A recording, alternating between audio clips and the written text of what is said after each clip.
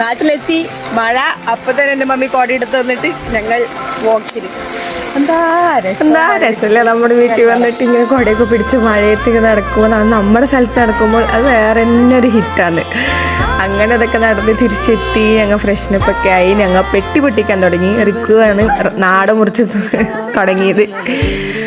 പിന്നെ എന്താ ഇങ്ങനെ പെട്ടി പൊട്ടിരിക്കൽ ആസ് യൂഷ്വൽ. അതിവിടെ ഇതിവിടെ അവർക്കിവിടെ മമ്മിമാരും തമ്മിൽ തല്ല് ചെറിയ അതെനിക്ക് ഇതൊക്കെ പറഞ്ഞിട്ട് അങ്ങനെ പെട്ടി പൊട്ടിക്കലൊക്കെ തീർന്നു. പിന്നെ ഞാൻ നാട്ടിൽ നിന്നേ പറയായിരുന്നു എനിക്ക് ഇവിടെ എത്തിയിട്ട് ഞങ്ങളുടെ ഈ സൈഡിൽ ചാലക്കുടി അങ്കമാലിക്കാരാണെങ്കിൽ അവർക്കറിയും മാങ്ങക്കറി എന്ന് പറഞ്ഞിട്ട്.